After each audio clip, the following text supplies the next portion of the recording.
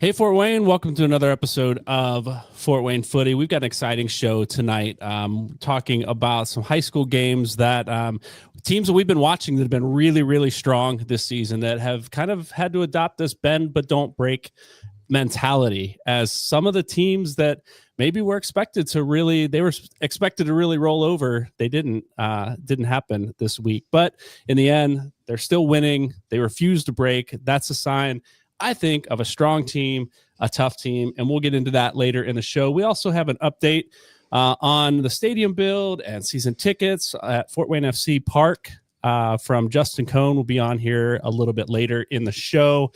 Welcome to episode 20 of Fort Wayne Footy. We're excited to get into this. My name is Brian. Crazy. Yeah, I know. That's Dustin Diller's voice you heard there. Sorry. Dustin, how you doing?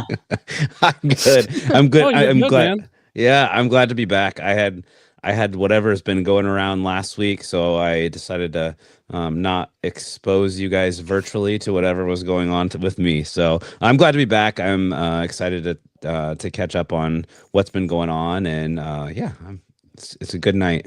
Yeah, and I don't know that that's how viruses work. That they come through like that. That's a different kind. No, I just meant seeing me in that moment. Well, sometimes seeing you.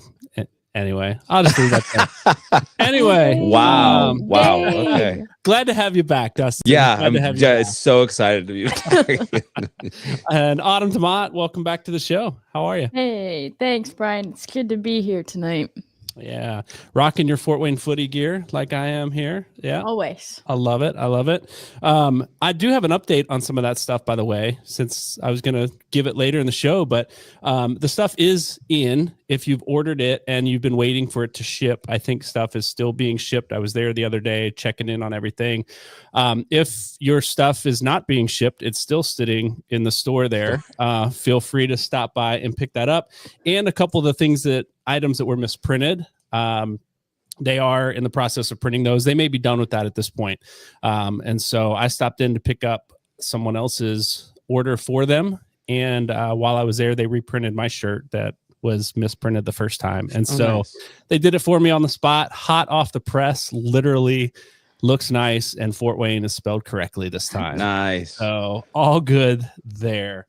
Hey, tonight's show, we just have to thank our sponsor. Tonight's show is brought to you by OmniSource, who is one of Fort Wayne. They're North America's largest processors, distributors, and managers of scrap and secondary metals based right here in Fort Wayne. And I will say this, OmniSource is committed to the soccer community. Like I see their signs up at Indiana Tech and some other places around town.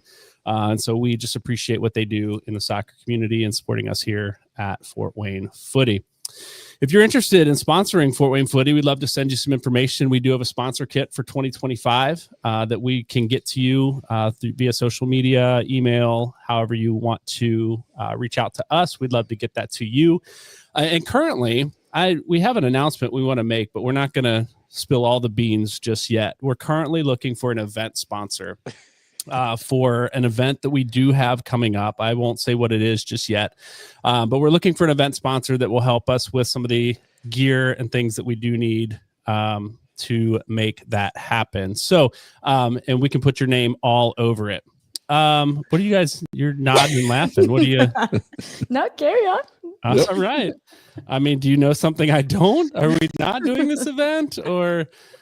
I think it just might have taken us a minute to figure out what you were talking about. Yep, we're coming around to it. Yep. We're coming around to it. We didn't talk about it pre-show, but we didn't talked about it. We've talked about it, and hopefully you all are there. If not, I'm doing a live show and still need the event sponsor. So anyway, we'll tell you more about that maybe later in the show. But if you're interested in being an event sponsor for us, we'll get your name all over the stuff that we're doing there. We'll talk about that later in the show. Hey, we do have a new segment tonight that we're just calling Soccer Moment of the Week. I just want to hear from you all, and those of you in the chat, if you're watching us live, love to hear from you too. Like, what is your moment, your soccer moment of the week, highlight of the week for you as it relates to watching a game, playing a game, sitting down with your friends, watching the United States play I was like, that's not going to be one. No. So, Dustin, I'll let you kick this new segment off, man. Yeah, no, I would say so. My soccer moment of the week was season started today for our PDA boys at Sport Club. So traveled up to CCAC at Warsaw. You never know going into a season how it's going to go. I mean, you know the talent that your boys have, you know the talent that the team has, but you never know how it's going to go. Last year, we started out the season, I think first game got beat like 13-0. We were playing up a year, and so it was like, let's get some good competition, and we got annihilated. And so nothing like ruining your mentality for the beginning of the season. Today tied and won our second game against a really good team in Warsaw. So that was probably my moment of the week. More so not the win, not the tie, none of that, but just watching our boys actually play real soccer and not just boot it down the field and then try and score a goal, but actually shapes and connecting passes and playing real soccer. It was really fun to watch and be a part of and coach. So yeah, that's awesome. It is fun to see teams develop like that. With one season, like I remember when watching my son Asher playing, right? In one season, it was like, man, are they ever going to get this? And losing to a team 8-0, and the next season starting the season with that same team and winning 3-0. Yeah, just total flip. It's awesome to watch at that age as they develop.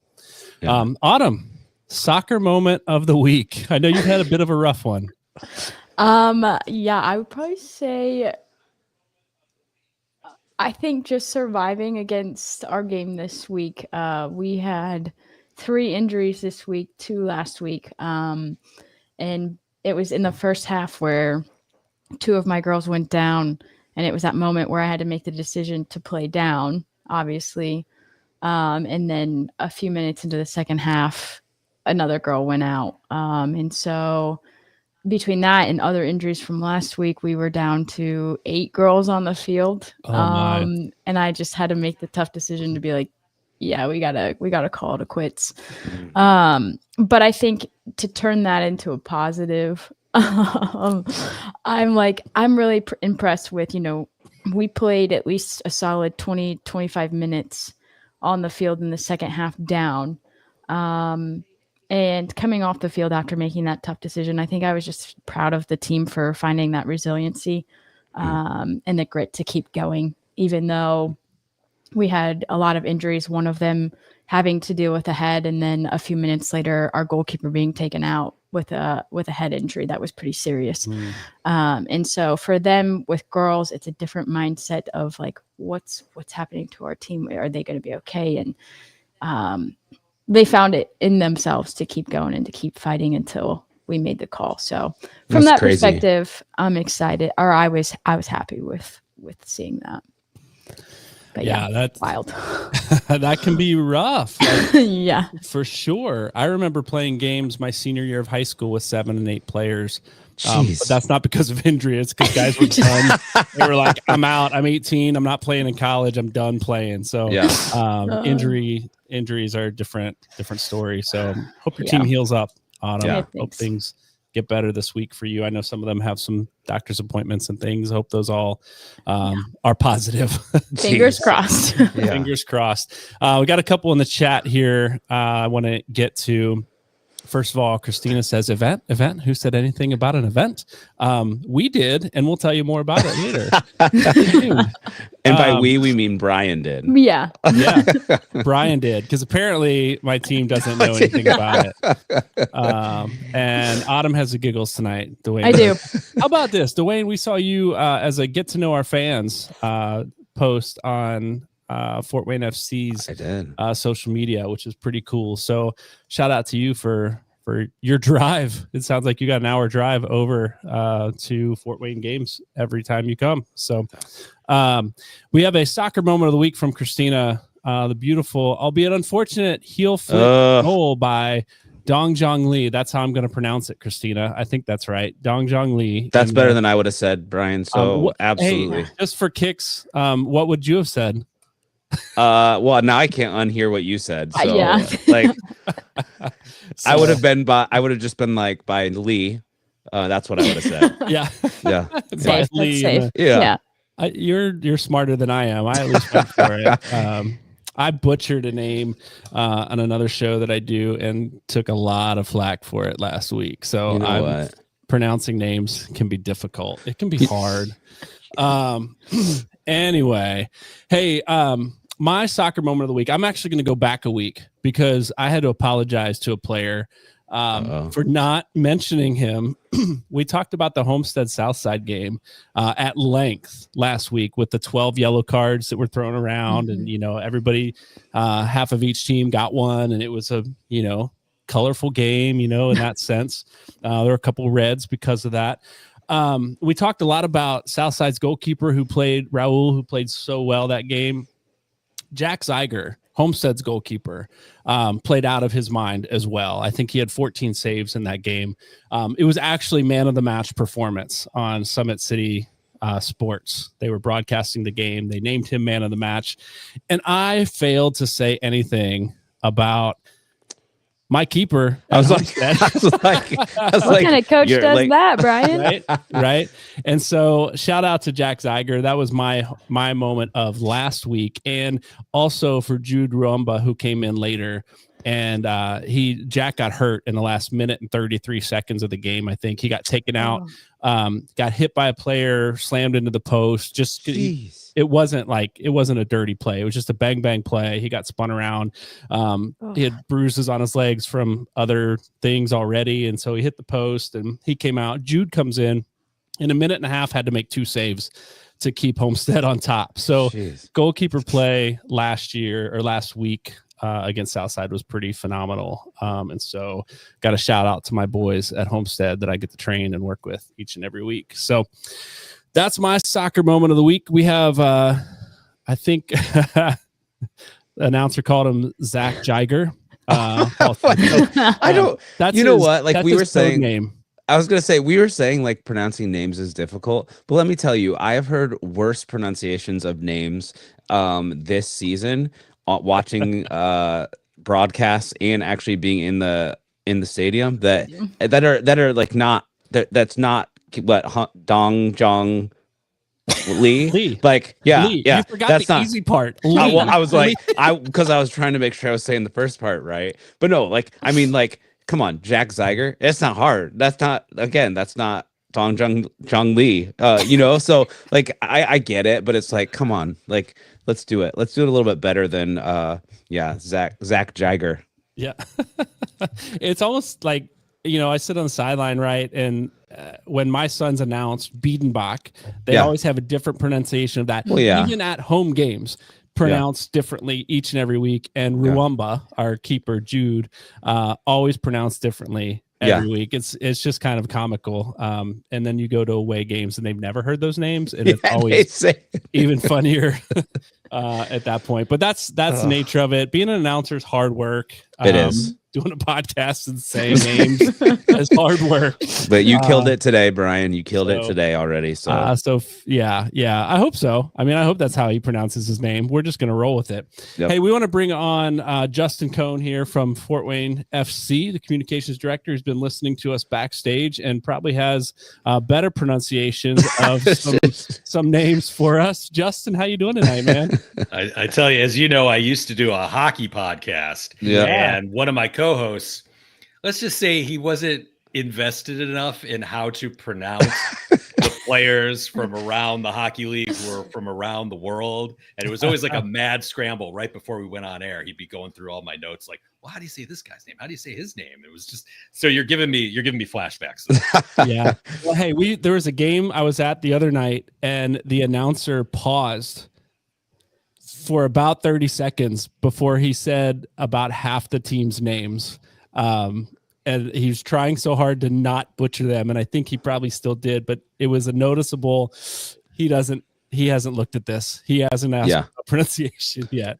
Well, we had a pronunciation guide this year, and I'm sure it was the first time they had done one.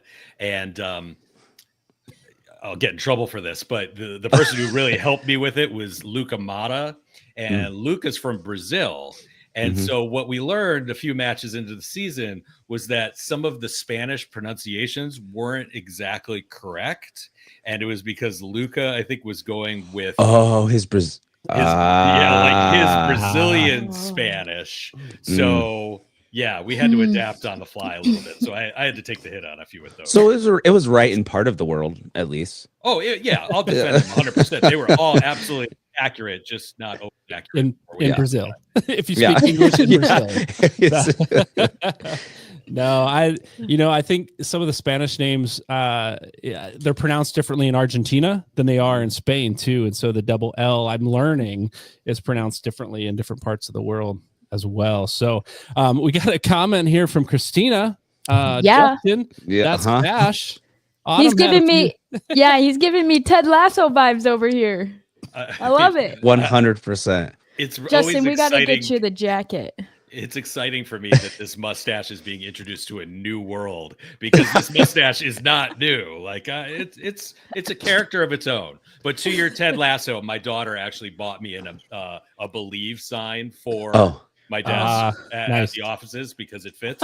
There might be a group of us in the office that refers to ourselves as the Diamond Dogs. I will never confirm nor deny that. But, nice.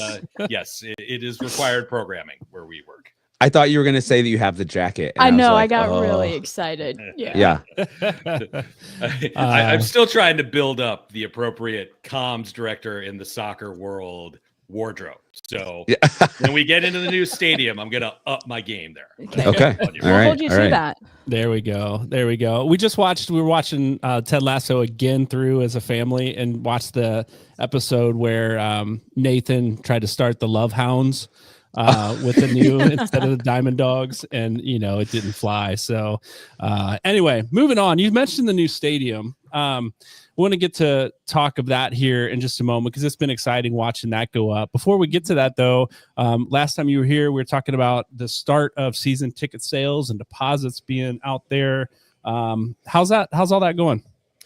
Well, so our deposit campaign has been very strong. I think we're all really pleased with where we're at. So, that would be one of the big messages I would want to get out there is everybody continue to, place your deposits. It's just $25. And the reason that it's important is when we get to the actual seat selection process, which is going to be sooner than later, that gives you some priority status. So we've been tracking all along. Our season ticket holders this season had priority status, and then people who have bought deposits more recently, you're sort of grabbing a spot in line for when we get to that very important seat selection process. So I encourage people to do that. We've actually got a contest right now where you can win Blink 182 tickets if you place a deposit. But in answer to your question, it's going really well, and it's going to continue to even accelerate, I think, when more of the stadium really starts to get built, and you're driving home from work and you see the girders going up. All of that is really going to get people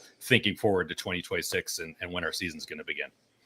Yeah, I think you just recently released ticket prices too, right, for the season. And so people have an idea now of, I put my deposit down, where in the stadium do I want to sit? How much is it going to cost me? And all that kind of stuff. So pretty reasonable prices for, if you look at that and you go, wow, for 12 weeks, that's a lot of money. But you understand this is a, March to October season, pretty reasonable ticket prices there. So I was excited to see that and the options that were available that you guys put out. Yeah, and we certainly understand that it's a brave new world for people who were season ticket holders before, that they may see the prices and think, wow, that's a big bump, but we have to educate them as to what you're getting. I mean, the stadium is going to speak for itself, but we're going to a whole new level, fully professional level, and the season is going to be so much longer. Yeah. So instead of just 2 months, like you said, we're going March to October. If you do well in the playoffs, you could still be playing in November. Then you got Jägermeister Cups. You got U.S. Open Cup if we decide to participate. You got friendlies. So the single biggest question, I'll be honest, that we get is, well, how many matches am I paying for? So there's no cut and dry answer. The simplest is it's going to be about 20. And what that is based on is this season in USL League One. Sorry for the long answer. No, it's great. They are playing 30 matches in the regular season. So that's 15 home matches. and then another 2 in the Jägermeister Cup, which is essentially USL 1 versus USL Championship. So we could play Indy 11 potentially. So you've got 15 plus those 2. So that's 17. And then you've got friendlies, you've got US Open Cup. So that's this season. But the league is expanding by 6 clubs. So it's going to go up to 21. So people are sometimes a little surprised. Well, how come you don't exactly know yet? Well, the league has to meet and decide how they're going to do the scheduling. So to me, worst case in terms of numbers, it's going to be what it was this year. But best case is we could have a bunch more matches because of all these new teams going in. So long-winded way of saying we should have about 20 home matches, very close to that next season. Oh, that's good. Yeah, that's a good number. That's a good number of matches. Like that's a lot of soccer. I saw a reel today, actually, a mom saying, no one told me, like, baseball has a season, hockey has a season, soccer just soccers year round. And that's kind of what it's going to feel like next year. And I'm excited. I, for one, am excited about that. Justin, you mentioned the 6 new teams coming into the league, 5 or 6. I think it's 6, right? 6. Coming into the league next year. We just did a show on Patreon ranking the crests from every team, and that was a ton of fun to do. And you guys have been doing some education about not just the length of the season, but education on the opponents that Fort Wayne FC will be playing. And I think that's been really helpful for me. I know looking at, okay, here's this crest that I love. What does it mean? What's the meaning behind it? Where's this team even from? And that sort of thing. So you guys have been doing a good job with that. So kudos to you on that. Do you have a team working on that, or is that you doing all this research and posting stuff, or what's that been looking like behind the scenes? It's really 2 of us. It's me and Reggie Telemaque, who does the majority of our graphics. So we kind of team up on that. And it's been good for me because I have to learn all these teams as well. Certainly the biggest takeaway that you have is that there are not, unfortunately, franchises that are right down the street. So the closest will be Forward Madison, but it is truly a nationwide league. I mean, you're going to South Florida, you're going to places like Naples, out west in Eugene, Spokane. It's all over the nation. So I find that pretty exciting, and certainly the players and the coaches are going to do, I would presume, a lot of air travel next year. But we have to learn a lot. And I tell you, there's another thing that I can tell. Not to keep tooting this horn, but our stadium, I mean, it's going to be outrageously good, even for this level. I mean, there are teams that have very nice, newer stadiums. There are some teams that are playing in historic old venues. Then there are teams that are playing at high school, college level fields. So I have yet to see one that I'm like, wow, this is going to be rivaling us. I really think we'll be unrivaled for USL League One, and that's an exciting component of it too. Yeah. Yeah, no doubt. In your research that you've done, like we did the ranking of all the badges, right? Do you have a favorite that stands out to you as you look at them? Oh boy, you're putting me on Fort Wayne I was going to say. Besides Fort Wayne FC, obviously, I'll just, as you're thinking, you mentioned mine, Forward Madison. I love their crest. I love the colors in that one, and it's just different shape than all the rest. So just curious, as you've done your research, what is I mean, I got to think a little bit about the actual crest. I like what Forward Madison does because there's a whole story behind the flamingos and Madison, Wisconsin, and what was essentially a prank on a college campus years ago that got embraced. So, I mean, anything unique with things like flamingos, I'm going to be all in on. I will admit that I find myself watching a lot of Sarasota Paradise content. I feel a little bit of, I guess, kismet with them, as they were also a USL2 team that is moving up, and they have been sort of on the kind of schedule that we've been, kind of roughly. So I watch a lot of what they do. And, there's a lot of people jumping into the ocean and advertisements and things like that. And I tried to get our ticket director, Patrick Ventura. He was going jet skiing last weekend, and I wanted him to recreate what the Sarasota Paradise do, which is there's a guy that jumps off a jet ski and then kicks a soccer ball and says, place your deposit. And I wanted Patrick to do this because he was traveling to Michigan on a lake, And he's like, I can't do that. I'm not athletic. I'm like, that's what I want. I want it to look as absurd as possible. I want you to fall off and miss the ball. And then we can send it to Sarasota, our future rival, and show them how we've had to one up them. But I failed to successfully make Patrick the heel that I want him to be. Oh, nice. Dustin will jump in for you on that one. Yeah, absolutely. I mean, if I had access to a jet ski and water, I would do it with no hesitation. So absolutely. If you guys want to hook me up there. You name the time. We'll visit you after your knee surgery. Yeah. So Justin, I just wanted to ask a question. So I'm sure there's a lot of moving pieces behind the scenes that are going on right now. Without Obviously, you can't come on here and give us every detail that there possibly is about what's going on. But what are some of the biggest things you and the team are working on now in preparation for the 2026 season coming up?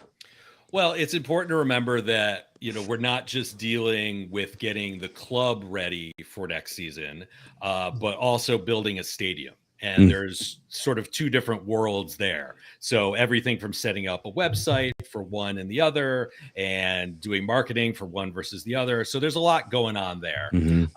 But, when you move up to a professional level, there is just so much that you have to learn in terms of an onboarding process and certifications and certain things the league wants done a certain way, and maybe you've been doing it a different way before. So I think a lot of us are just learning a lot of the things that we need to do to integrate into the league. I mean, you name something, there is an email about it, whether it's the TV programming and how that's going to work, the streaming, and what kind of certification staff members have to do with like a safe sport and things like that. So obviously we have some announcements that we're going to be working on soon. I'm sure people are sitting there wondering, when are we going to get an announcement about the coach? And that's going to come up soon. And when are we going to start announcing players? And hopefully we'll have some information on that soon. We've talked about ticketing and things like that, but there are just so many moving pieces. We'll have some exciting announcements really soon about adding some staff members to our business department, and that will increase our ability to liaise with all of our ticket holders and potential ticket holders. And, you get into corporate sponsorships and things like that, what company's name is going to be on the front of the kits, and naming rights for the stadium. I mean, there's just so much going on. I could spend 2 hours answering that question. Yeah, no, that's good.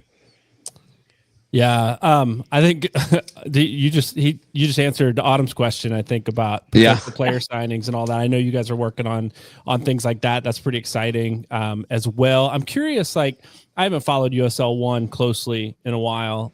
When our teams, I know this is brand new, it's a franchise, there's no draft or anything like that, but and so the teams that are already in place have a lot of their players and maybe start signing new ones. But is there a time of the year that teams it's now is okay to start announcing players, or is that just year round? Whenever we get a player signing, we get one? Well, as a new club, that's one of the things that we're learning. And one of the things that we had sort of an epiphany about not too long ago was a lot of these players are still in college. So how does that affect the process, especially with a new team that wants to make a big splash with their early signings? How does that affect the process? Can you do it? Do you want to do it? What if you announce a signing of a guy and he suffers an injury in the next 4 months? So there's a lot of moving pieces there about who we would want to announce, when we can announce them. But, right now we're still very early in the stages of just evaluating things. I mean, Oliver Gage, our sporting director, said recently there was 150,000 potential players that we have to go through. And That's so nuts. A lot of that is pouring through their stats, pouring through their resumes. We do a lot of data analytics. So just trying to figure out the players that you even want. And then you need to look at, well, which players are even going to be the ideal fit for us?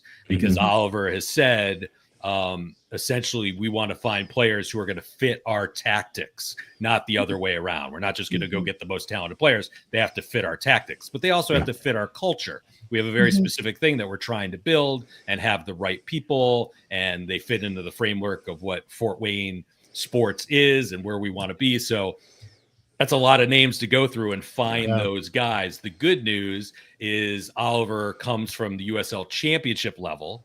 So a lot of these guys, he's kind of scouted before, at least the high end guys, because they were on the radar. Maybe they're guys that we sign or call up. So, we've got familiarity with those players.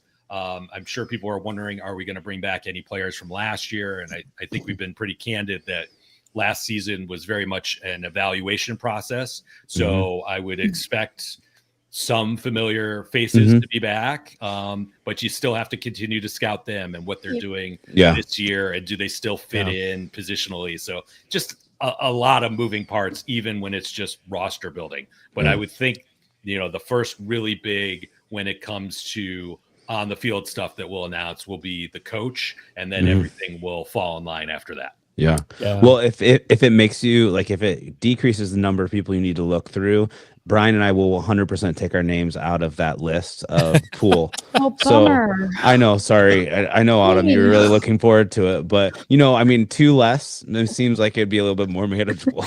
I'll tell you, it's crazy how many players just reach out to us like blind, like on social media, on email, just any way they could get to us. I want to play for the club. So a lot of these things get funneled, for right or for wrong, through me. And then I send them to Oliver and DeMarcus and Mike. And I'm starting to get this feel like I want to pick one of these guys and he's going to become my guy. Like, I'm going to be look, this email, I'm not going to ask for a percentage, but I gave you his name, this goalkeeper from Ghana. This is my guy, and I want him to make the team, and then I want the credit later on. So I'm working on that. Nice. Yeah. So I did an interview with Oliver Gage a few weeks ago. So he talked a little bit more about that process and the analytics and things that they look at. So if you're watching, if you're listening and you're interested in that, we'll post a link to that as well. It was an interesting interview with Ollie, hearing him talk about that. Yeah, for sure. Okay, I have a question about the stadium. So I was actually up that way today, and I was very shocked, but also really excited about the progress that you're making. Can you talk to us a little bit about that, and how's that project coming along? Yeah, so everything that I was always told is holding true now, which is once things start going up, they're going to go up fast. So what you're seeing now is, it's hard to illustrate just verbally, but there are girders, and then there are angled girders that have started to go up. And that's essentially the overhang, the canopy of some of the stands on, I believe that's I'm not going to get in directions because I'll mess it up. So when you're driving, is it the end of the stadium, or is that along the sideline? So that'll be along the sidelines. Okay. Yes, that's the side of the stadium. So if you're driving down 69, all of a sudden you're seeing these very tall, cool looking arches. And so that's what they're working on now. I know they were also pouring cement, and you can definitely see the below grade pitch and it's sort of the framework of where things are going to be. And then what I'm really looking forward to is seeing the scoreboard, because when they start putting the scoreboard in, that thing is going to be enormous. Second longest or widest, whichever you prefer, in the entire state of Indiana is what it's going to be. So there's Mark, east side of the I almost said that, but I didn't want to be wrong. You get me at 9:30 on a Sunday and ask me for the right time. Yes, east side of the stadium. So the scoreboard is going to be amazing. Like I said, second longest. So once you begin to see the scale of that, I think that's really going to be informative. And there's just going to be so many cool features, an exceptionally long bar that's going to be there. I mean, the suites, there's half moon tables, which people have been particularly excited about.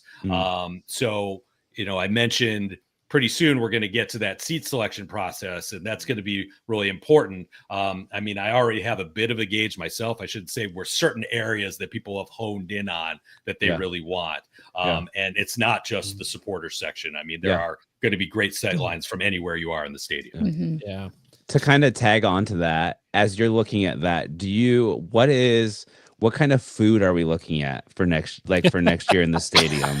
I mean, not that I'm like hungry or anything, but as you're talking about like all of these, the bar and the food, like, are you guys looking at like local? Or are you looking at how's that shaping out?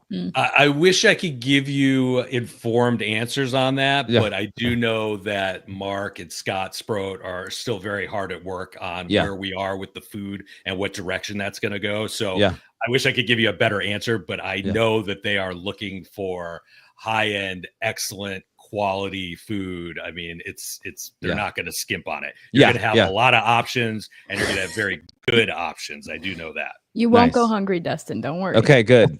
I'm very To give you a little context, Justin, that was one of our conversations, I think, last week about the best high school food at best high school concessions. And so, it's got to be better than high school concessions. Although I hear the brats at Warsaw are pretty stellar. That's what I hear. Yeah, Paul sent us a picture this week, so he claims that it is. He was very excited about that. If you need to talk to somebody, I would put it this way, like everybody that works there, it's not like we don't go to some of the other facilities, not just in the area, but around the country and see what works and what doesn't work. Yeah. And I don't see any equation in which Mark and Scott say we're not going to give them a great set of options for dining and beverages next season. That's just not a possibility. So everything will be great in that respect, I'm sure. Yeah. Well, we're looking forward to that. It has been, to Autumn's point, it has been exciting seeing the steel go up and all the fun stuff happen there on site at the stadium site, and just hearing about the season ticket sales. Things are still rolling. I think you're doing a great job building momentum continually for the team. And we love what's happening. We're here for it, and we're here to promote it, support it, and do what we can to fill that place. I think it's going to be an exciting season next year. And I'd love to see, even on the cold March nights, I'm in to play some soccer. I want to be there and see what that stadium has to hold right at the beginning. So, Justin, we want to let you get going here. It's getting late on a Sunday night, I know, but anything else you want to share or promote from the team's perspective that you want this audience to hear? Well, I mean, as always, go to our website, fortwaynfc.com. There's going to be all sorts of information about placing your deposits, our season ticket prices, sign up for the newsletter. Even if you haven't committed yet, like, that is a very easy way to get information about the latest happenings. And the last thing I would say is our social media has been on fire lately, and we're really looking to continue growing that. So just an easy thing that soccer fans in Northeast Indiana can do is just on our platforms, share our pages. It's the best way to let people know this is what's happening, because not everybody totally gets it yet. The scope of what we're doing, that we're moving up to a professional level, where the stadium is, that it's totally privately funded, that it's not a cent of taxpayer money. And these are all things that they can get if they're on our social media platforms and following us in the various ways. So that's a simple thing that soccer fans here can do to help us out and just help to grow the brand. Yeah. Awesome. Well, Justin, thanks again for joining us. Kind of a last minute thing for you, I understand, but we're glad that you were able to be here, share a little bit. Always enjoy having you here on the show. Absolutely. Anytime. Appreciate it. All right. Sounds good. All right. Have a good night. All right. A lot of exciting stuff happening around Fort Wayne FC, the stadium, obviously they're checking out food options. That's important. Listen, I'm hungry. Yeah. And then potential coach and player signings coming up in the next weeks and months or whenever that all happens. A lot of stuff I think is going to be flying our way pretty soon. Yeah. And we want to bring you the best coverage we can of that. Yeah. So stay in touch, keep watching, keep listening, and join us in the chat. Join us on Patreon as well. We've got some new things happening over there. I'll tell you about a little bit later. I want to get into some high school soccer while we still have some time to chat here tonight. We talked about some teams last week that have been on a tear recently. Blackhawk boys and girls teams, Homestead's girls team has just been on a tear.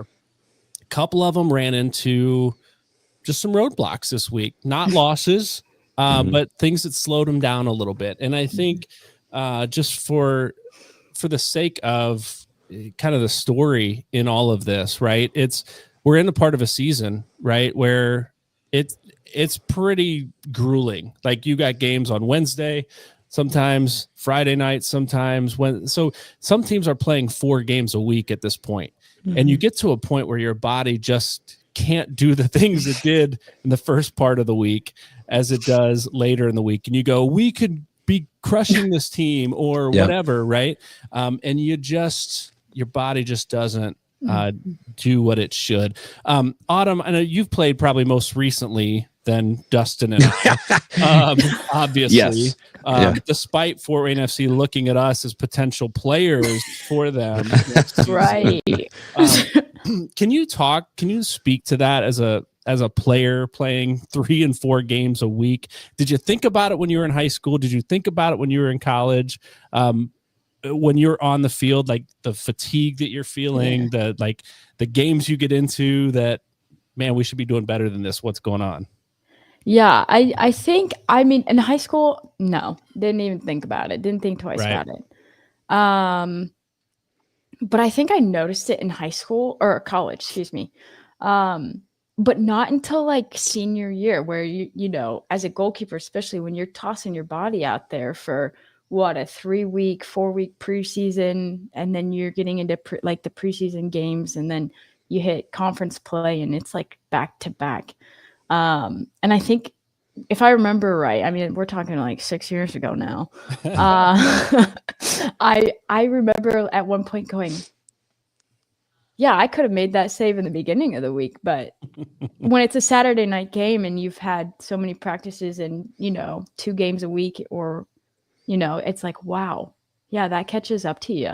And your coach is hitting tennis balls at you. Yeah. Right. And it said, and he's like, hey, I need you to save as many as you can. And you're like, well, cool. Love you too, Brian. No. I don't think that's what you were thinking. I don't think that's what you it were wasn't. thinking. If that was his name. Right. But no, I think it does take a toll on you. It does catch up to you. There are things that your body will just, I mean, the fatigue alone. Yeah. It makes a difference. So how do you manage that then now as a coach?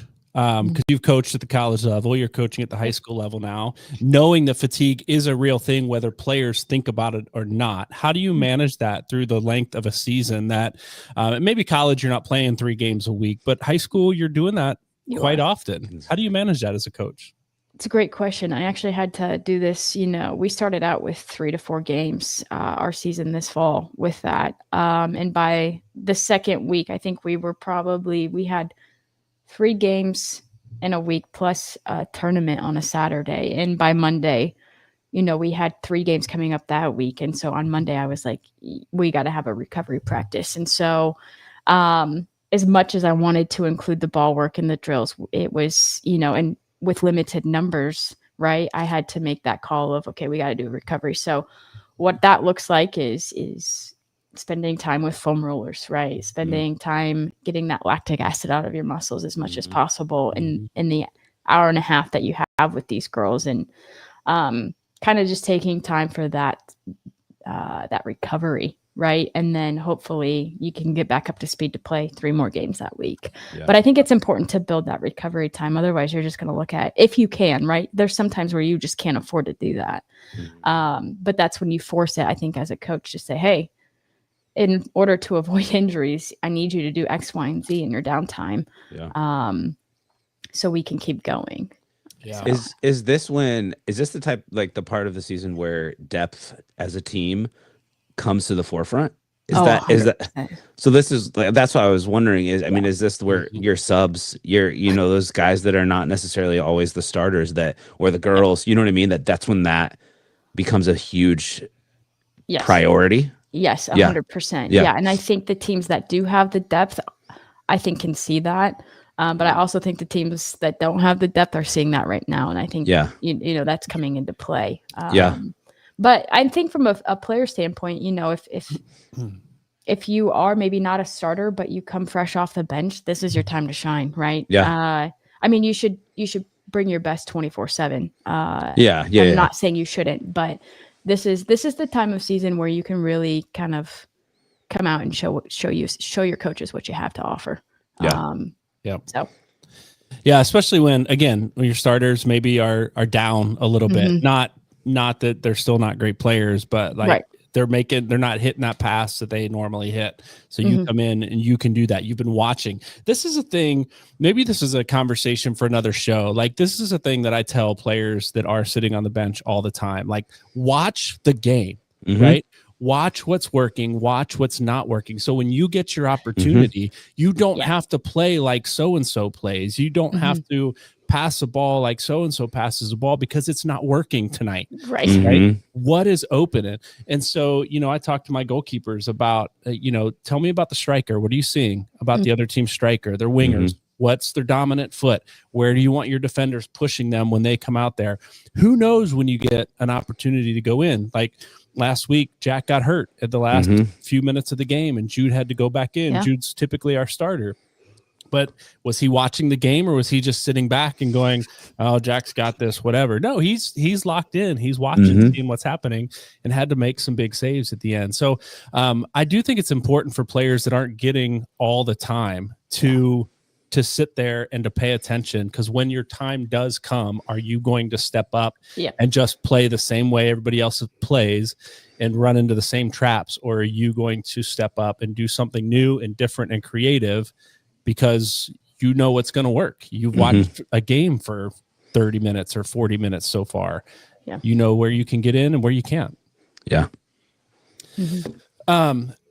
So I didn't mean to go down that road too far, but I think that was a great conversation. And I think we can talk about that. Maybe we'll get a guest on the show to talk about player recovery and just, watching a game from the sidelines, what you can learn from that later on. But a couple of specifics that we're talking about, like the teams that have really been pushing hard, right? Homestead girls went down this last weekend, 3-1, I believe it was, to Lawrence North, who's not a bad team, but a team that has been scoring all kinds of goals, not giving up many goals, going down 3-1, and then finding a way at the end to bring home the victory in a 6-3 match, a 6-3 final. Shows grit, right? Shows maybe there's more depth on that bench than Lawrence North had. Maybe that's what it came down to, but or just a will to win, or a refusal to break, as I said, maybe in the intro. Blackhawk girls was another one who we marveled last week at their plus 27 goal differential, 29-4-2 against. That's incredible. Blackhawk has still not lost, but they've had a draw this week and then a 1-0 win. So 2 games that were really, really close, that as they've been blowing out other teams. Not to say these teams, Columbia City, they drew Columbia City, I believe, 1-1. And so not to say Columbia City is a bad team. They must be a pretty strong team, right? To draw with a team like Blackhawk that's been scoring all sorts of goals and hold them to 1, and then beating Snyder 1-0 later in the week. Meanwhile, Snyder girls, they had a 9-0 loss to Carroll, a 4-1 loss to DeKalb, but they beat Columbia City, who drew with Blackhawk. So Snyder wins against Columbia City 2-0, and then they lose to Blackhawk just by 1. So you see some of these teams that maybe are getting fatigued, maybe are getting it. Like, I don't know the details. Maybe there's injuries involved. Maybe there's other things involved. But these other teams that have had a rough go of it for a while, starting to play some ball and rise to the top. It's been fun to watch. As you look at the landscape of, I know, Autumn, you've been more invested in women's soccer, high school soccer, than Dustin and I, because our boys play on the boys' side. Paul and actually the rest of you are experts. Yeah, all of that. Side. Yeah, I was going to say all three. As you look at kind of the landscape of soccer in Fort Wayne, of the women's teams, any storylines standing out to you, teams that maybe you didn't expect to be where they are, good or bad, teams that you've played, that you've seen, that really stood out, that you didn't expect? Oh boy. I mean, not to put you on the spot. Yeah, no pressure. I think I'm trying to think. I mean, when we talked about the preseason kind of layout, I think everything was pretty much expected. I think maybe the unexpected was, for me anyway, I knew Blackhawk was going to be good and it was a team to watch out for. Yeah. But I think they're exceeding my expectations of my preseason, kind of where I thought they were going to land. Yeah. So for me, I think that was kind of maybe a standout of, okay, yeah, I thought they were going to be good. Last year, they looked really good. And, with a new coach, it takes some time to find your rhythm and build a team. But I think they're just coming out of the water and kind of, like I said, exceeding my expectations from that end. So I would say I haven't gotten to see, all of the teams that I've played specifically also aligned and exceeded the expectations of players, who to watch out for. So from that end, yeah, I just think it's really cool to see the amount of competition that Fort Wayne is having to offer with all these high school teams. I played in, when I think back to my high school playing days, I played in a league that we just got pounded every game, and high school season was not fun. I always looked forward to travel season more just because there's more competition. But then you come here, right? And you transplant and you start to get involved. And I just think it's really cool from that perspective of there's teams out there that fight and fight hard. And there's a lot of top talent fighting for in games, and they're bringing it to the table, which is super fun to see. So, yeah. Traditionally, you got the Indianapolis schools, some of the big schools that are really, really strong, right? And the Fort Wayne schools in recent years some of the Fort Wayne schools have really been competing with the Indy schools, which has been really fun to watch. So to your point that the level of soccer here in Fort Wayne is elevating, is getting better and better each and every year. It's been, it's fun to watch. It's fun to coach, and it's good to see the battles out on the field. Now, on the men's side here, Dustin, I'll throw it to you. You've got someone at Carroll playing. We talked a little bit about Joey Casaburo last week and potential injury, rumor injury. I hear he's back now. And scoring goals again. Yeah, he's back this week, so it was good to see him back as the leading scorer for the team. And to your point, Brian, I think we always think of all of these big schools down in Indianapolis, and they're the ones that always do well in state, and they play well throughout the year. It's fun that we are finally starting to play those games in the season. So I'm trying to think, like even teams you like have to ride the bus to get there. Right. Well, this year it's been here. It's been nice. This year they came to Carroll this week. But no, when you look at things like, Cathedral and who's always been a pretty consistently good team from down in Indianapolis, and then even Concord, like the teams up north that have always kind of made a name for themselves. The fact that they're getting on the season, like getting in on the season early, and you're getting tested early, I think speaks to how can you do, as you get into the postseason. And so playing these good teams, playing Goshen. Goshen's a good team. Carroll lost to Goshen. Playing Goshen up at Goshen is a totally different experience than you would expect. And so getting those games in an early stage like this, I think is going to really prepare you as it goes to the postseason. I think Blackhawk as a boys team, watching them play Carroll, and they went up on Carroll right away. They like, it was like almost like total domination immediately. Carroll came back, tied it, and ended up in a tie game. You look at Blackhawk, you think, they've kind of been there, but have they ever really done much? They're proving themselves from the boys' perspective this year as well. Dwenger, they go down, they lose to Lures in the PK early on in the season, and then they play Carroll, and they played Carroll tough again this week. A 2-1 Carroll win, but they played them tough, and it was a very close game the entire game. And Dwenger went up early, right, in that one? They did. I think they took 1-0 early on. Yep. They did, both boys and girls. And so it's been cool to kind of see the test that these teams are getting, and how are they weathering it. You could go up to Goshen, you lose, and then you tie to Blackhawk in 1 week. That's 1 week of your season. That can be demoralizing, and I think to then come back and play Cathedral, who's always been a good team, and beat them 2-0, and I think that these teams are getting tested, but then they're showing again that they're bending but not breaking. And I think it'll be interesting to see how the rest of the season goes. We have Concord this next weekend, and so again, another good team that gave us a good run for our money last year. So, and then I mean, it'll be obviously a crosstown rival.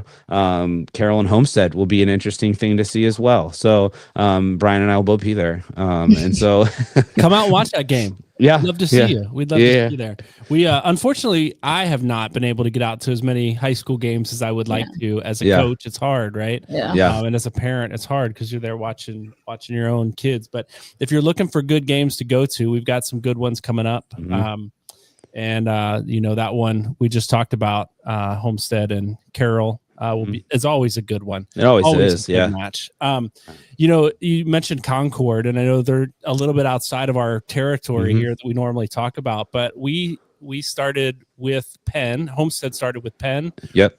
At Penn, and then the next weekend we were at Concord, and lost 4-1 to Penn. Lost 2-0 to Concord. Concord is, if you saw the most recent state rankings, number 1 in the state right now. They were top last year too. I mean, they were on record. Yeah. Yeah. They're a tough team, right? And they play very direct. They're very fast. They're very aggressive. They beat us super on quick breakaways. They beat our backs twice and scored both times, right? Yep. But to play a game that's a little bit more possessive and try and keep them from playing direct is, what we watched, what we experienced. We just couldn't put the ball in the back of the net that time. But one goal early in a game can change everything. And so, again, I think back as we started this conversation, as we get to tired legs and fatigue setting in, sometimes those goals come quicker for one team than they do for a team that maybe had been scoring them a lot early in the season. We got Paul, our friend Paul Johnson in the chat, saying Dwenger 1-0 over Northrop. That must have been a battle. I know Northrop's been doing really well this year. Dwenger took him down 1-0. And then Todd, Southside girls already met their win total from last year. Much improved.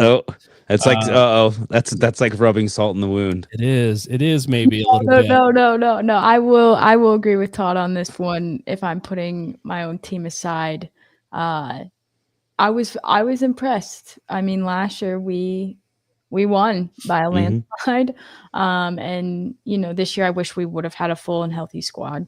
And we wouldn't have suffered so many injuries during that game, because I think I would have liked to have seen that full 90-minute battle. But Southside has improved, and I think that they should be proud of themselves for that.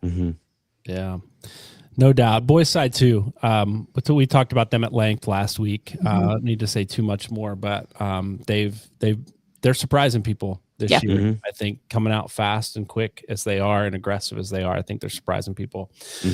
Been a fun conversation. There's lots happening in the world of high school soccer, and more games coming up this week. Check your local listings. If you are on Patreon, we do have a score tracker, and I'm realizing it's not tracking every score all the time. So I think Fort Wayne High School only had a couple scores on there and not all their games. So I'm trying to figure out what's wrong with that and get that all updated. But we've got some new things for those of you who are joining us on Patreon, or those of you who are interested in joining us on Patreon. We did our USL 1 live rankings show of the team crest, the team badges, which was a lot of fun. Talked about that. It was about a 30 or 40-minute show that's exclusive to Patreon members. If you're interested, go check that out. We started a series of articles on the history of soccer in Fort Wayne. And so I've been doing some research on this, and it's been a lot of fun. Just posted the first article last night on soccer that started in the 1920s, from the 1920s to the 1970s, that started with a club called Fort Wayne Sport Club with German immigrants, and a little bit of how they developed and how they grew, and some of the incredible teams that they had back in the 50s, I believe. So check that out over there. We currently have $5 and $10 tiers, and a one-time. If you want to give $30 one time, no frills, you're interested in supporting the show, but don't care about all the extras and stuff, that's out there as well. But honestly, consistently, the $5 and $10 a month memberships really help us to do what we do and produce the content that we produce. And expand in the ways we want to expand as the season continues this year and into next. There's a link in the description of this podcast.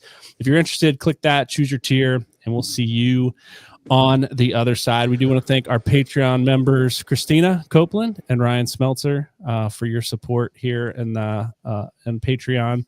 And Dustin, you were about to jump in and say something. I was just going to say, you teased something at the beginning of the show that you said we would talk about later on. Did you want to do that really quick before we go off? I mean, yeah, I probably should. Do you want to bring us into it? No, I'm just kidding. Yeah. The details, I'll say this. I was hesitant early on. Details are not fully worked out, but there is a large JV tournament coming up at Fort Wayne Sport Club later this month that I believe there's 30 teams from all around the state coming in, and there's some cool vendors and things coming in for that. I just encourage you, whether we're there or not, to come out, watch some fun soccer. There's gonna be a lot of stuff happening, but we're in talks of trying to get there and do a live show during the day. And if you're there, if you've got a student playing, you're there as a coach, or you're there just to watch some great soccer, we'd just love for you to stop by and meet us, and maybe we'll have some giveaways, and maybe we'll get some cool guests there to interview while we're there too. So again, none of that is nailed down. I'm speaking a little out of turn, but there's only a couple weeks left, and wanted to let you know about it before we got too close. So Fort Wayne Sport Club, the date is September 27th. It's the Pat Teagarden Memorial Classic Tournament. And again, I believe it's 30 JV teams coming in for this tournament, and we'll do our best to be part of that and hope to see you there. So thanks for that reminder. Dustin, I almost forgot about it, actually. We are at time. I do want to throw it out to you. We always have this extra time segment. What's on your mind, Autumn? No, I'm just kidding. I just wanted to see your face when I put you on the spot for the second time. Yeah, seriously. in this episode. No, we're thankful you joined us for tonight's episode each and every week here on Fort Wayne Footy. If you're listening later in the week and you've got questions for us, topics you'd like us to cover, things that we talked about tonight that you want us to dig into a little bit deeper, we'd love to hear from you. Hit us up on social media. We're on Facebook. We're on Instagram. Send us an email to info@fortwaynefooty.com. And I'll end the show by saying we got a website coming real soon, and we'll point you that way when it's here. Thanks for joining us. We'll see you next week.